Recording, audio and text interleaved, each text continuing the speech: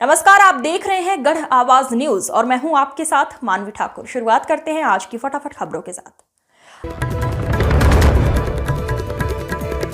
Budget सत्र के चौथे दिन भी हंगामे के आसार, अडानी के एनर्जी प्रोजेक्ट पर टकराव संभव। कांग्रेस ने नेशनल सिक्योरिटी के लिए खतरा बताया था।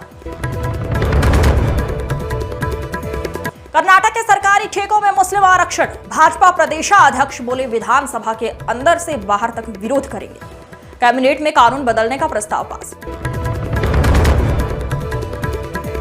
Morning news brief. Pak army पर फिदायीन हमला, दावा 90 सैनिक मारे गए। मोदी बोले पाकिस्तान ने हमेशा धोखा दिया। सुनीता विलियम्स को लेने पहुंचा स्पेसक्राफ्ट। उदयपुर में अरविंद सिंह मेवाड़ की अंत्येष्टि आज। महाराणा प्रताप के वंशज से सुबह 7 बजे से होंगे अंतिम दर्शन। लंबे समय से बीमार थे। चंद्रयान 5 मिशन को केंद्र की मंजूरी। चंद्रमा की सतह की स्टडी के लिए 250 किलोग्राम का रोवर ले जाएगा। ये चंद्रयान 3 से 10 गुना ज्यादा। ओडिशा का बौद्ध लगातार दूसरे दिन सबसे गर्म, 7 जिलों में पारा 40 से ऊपर। Red alert. हिमाचल में शुक्रवार तक बारिश का दौर। बाबा सिद्दीकी का हत्यारा अजरबैजान में छिपा। पंजाब पुलिस को लोकेशन मिली। जालंधर में यूट्यूबर के घर ग्रेनेड फेंकवाए। पाकिस्तानी डॉन का साथ दिया। मोदी बोले पाकिस्तान ने हमेशा धोखा दिया। अमेरिकन एआई रिसर्चर के पॉडकास्ट में कहा नवाज को न्योता दिया, बदले में दुश्मनी मिली। ट्रंप साहसी लीडर। तेलंगाना सीएम की ट्रोलर्स को चेतावनी, नंगा करवाकर सड़क पर पिटवाऊंगा। कहा परिवार के खिलाफ सोशल मीडिया पर लिखना ठीक नहीं, खून खौलता है।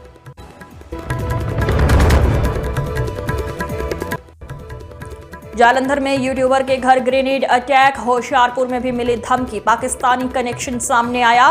बाबा सिद्दीकी मर्डर के मास्टरमाइंड ने मदद की।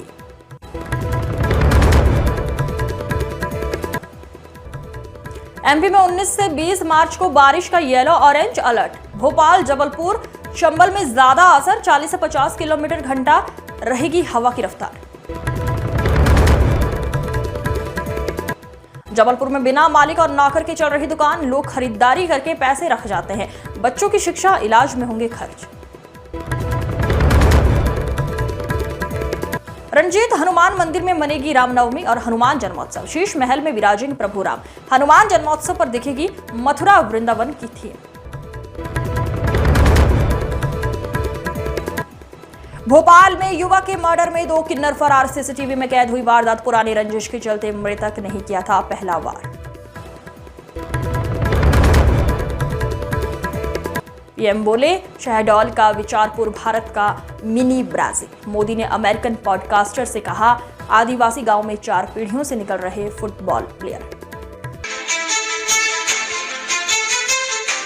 खबरें उत्तराखंड से। उत्तराखंड सरकार ने पीएनजी और सीएनजी पर लगने वाले मूल्य वर्धित कर की दरों में बड़ी कटौती की है। सरकार ने पीएनजी पर 20% से घटाकर 5% व सीएनजी पर 20% से घटाकर 10% कर दिया है, जिससे अब उत्तराखंड में पीएनजी व सीएनजी सस्ती होगी। उत्तराखंड सरकार में कैबिनेट मंत्री प्रेमचंद अग्रवाल के द्वारा विधानसभा सदन में उत्तेजित व्यवहार के चलते जनता के विरोध का दंश झेलना पड़ा। प्रेमचंद अग्रवाल ने दिया मुख्यमंत्री को इस्तीफा, जिसे कांग्रेस के दिग्गज सुरेंद्र सिंह नेगी व महापौर प्रत्याशी रंजना रावत ने नाटकीय बताया।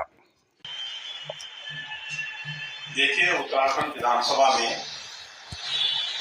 संसदीय कार्य मंत्री जी ने जो बयान, एक विस्फोटक बयान दिया जो बांटने वाला था पूरे उत्तराखंड को, और जिसने पूरे के पूरे उत्तराखंड को एक बार पुनः आंदोलित करने के लिए मजबूर कर दिया। इस्तीफा अगर उसी समय दे दिया गया होता तो बहुत अच्छा होता और विषाक्त माहौल बनने से रुक जाता, लेकिन दुर्भाग्यपूर्ण ढंग से कोशिशें की गई कि वो इस्तीफा न दें, और इतना समय बीत जाने के बाद अगर इस्तीफा हुआ है तो इसका कोई बहुत ज्यादा अर्थ नहीं है। लोगों के मनों के अंदर, दिलों के अंदर जो दूरियां अब तक नहीं थी उत्तराखंड के अंदर, वो दूरियां पैदा होना प्रारंभ हो गए। यानी तो नाटकीय लग रहा है मुझे। और इस्तीफा दिया है प्रेमचंद अग्रवाल जी ने, लेकिन अभी तक उसे मंजूरी मिली नहीं है। तो हम कहना चाहते हैं कि अगर आपने इस्तीफ़ा दिया है तो उसको मंजूरी भी मिलनी चाहिए। और बहुत बढ़िया कदम जो हम पूरी उत्तराखंड की जो जनता ने जो आक्रोश दिखाया था कि कोई भी वर्ग हो, हम ये नहीं कह रहे कि अग्रवाल समाज का बहिष्कार होना चाहिए या बनिया समाज का होना चाहिए। कोई भी समाज हो, अगर वो किसी समाज को गाली देता है तो ये बिल्कुल बर्दाश्त नहीं किया जाएगा और सरकार को तुरंत इसके लिए जिम्मेदारी लेनी चाहिए और उनका इस्तीफ़ा भी मंजूर किया जाना चाहिए। हम यही कहना चाहते हैं, बार बार जितना भी कोटद्वार में हमने सने से लेकर सिगड्डी तक हम लोगों ने इसके लिए मशाल जुलूस निकाले, हम लोग ने धरना प्रदर्शन किए, पुतला दहन किए, तो कोटद्वार में भी बहुत अच्छा इस तरीके से लोगों का रिस्पांस मिला था कि जो गाली देने वाले हैं, उत्तराखंडी तो गाली देने वाले, उनको हम नहीं बख्शेंगे। तो उसका हम खुशी जाहिर करते हैं कि ऐसे जो गालीबाज हैं वो एक बार नहीं, दो बार नहीं, कई बार उन्होंने ऐसे काम किए हैं। यही कारण था कि उनको इस्तीफ़ा देने के लिए उनको मजबूर होना पड़ा और अब हमारी यही मांग है कि इस्तीफ़े को मंजूर किया जाए। पहाड़ों की रानी मंसूरी में एक प्रतिष्ठित विद्यालय के स्विमिंग पूल में डूबने से कक्षा 7 में पढ़ने वाले एक छात्र की हुई मौत। घटना की जांच पुलिस के द्वारा की जा रही है। मृतक छात्र दिल्ली का रहने वाला बताया जा रहा है।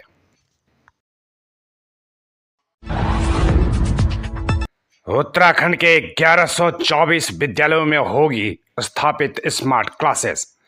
अपर राज्य परियोजना निदेशालय के मुताबिक इस पर जल्द होगा काम। वर्तमान में सूचना प्रौद्योगिकी को बढ़ावा देने के लिए 709 राजकीय विद्यालयों में स्मार्ट कक्षाएं शुरू कर दी गई हैं।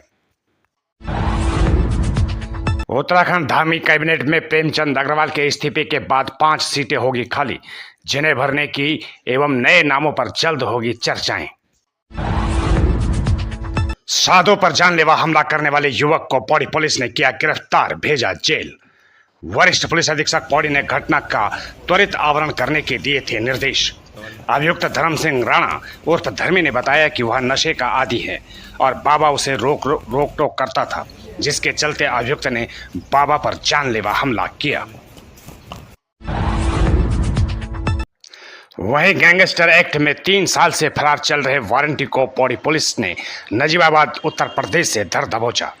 कोटद्वार पुलिस टीम द्वारा इस कार्य को अंजाम दिया गया। पुलिस ने अभियुक्त अजय कुमार को गिरफ्तार कर न्यायालय के समक्ष पेश किया।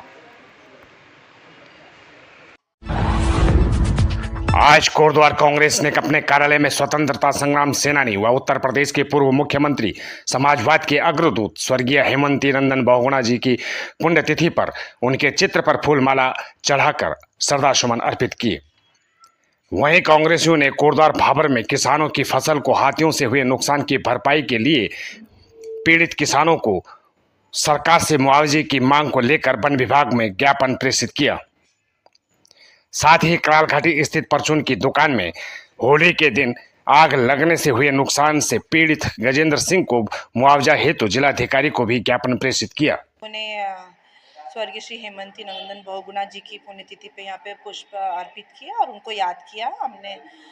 उसके बाद हम लोगों ने सभी कांग्रेस जन यहाँ उपस्थित रहे और उसके बाद हम लोगों ने वन विभाग में जाकर जो हमारे हाथियों द्वारा नुकसान पहुंचाया गया था, किसानों की जो फसलें थी उनको नुकसान पहुंचाया था, तो हम लोगों ने डीएफओ से को ज्ञापन प्रेषित किया और जल्द से जल्द कार्यवाही। उन्होंने भी आश्वासन दिया हमें कि हम लोगों ने वहाँ पे ट्रेंचेस खोद दिए हैं, जो हाथी वहाँ पे ना आ पाए, गड्ढे खोद दिए हैं।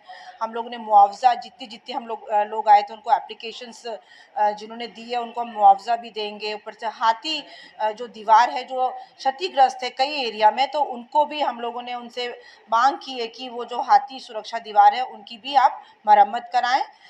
उसके बाद हम लोगों ने जो कलाल घाटी में हमारे जो भाई जो गजेंद्र सिंह जी जो थे उनकी जो दुकान सारी ध्वस्त हो गई अग्नि से, उसके लिए हमने एसडीएम को ज्ञापन प्रेषित किया और हमने डीएम के लिए, और हम यही चाहते भी हैं कि जल्द से जल्द संज्ञान लें हमारी सरकार। और पूरी दुकान क्षतिग्रस्त हो गई है और अभी आज तहसीलदार ने भी कहा कि हम वहाँ पूरा मुआयना करके जितना भी उनका नुकसान हुआ है उसकी हम भरपाई करवाएंगे और शासन प्रशासन से हमने मांग करी कि ज़्यादा से ज़्यादा उनको मुआवजा मिले।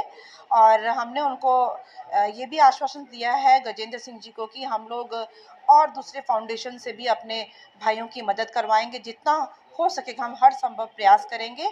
तो आज इन जनहित के मुद्दों में कांग्रेस पार्टी के द्वारा ज्ञापन प्रेषित किए गए और हेमंती नंदन बहुगुणा जी को आज हम लोगों ने श्रद्धांजलि अर्पित की। आज की फटाफट खबरों में बस इतना ही। जल्द होगी मुलाकात, तब तक के लिए नमस्कार।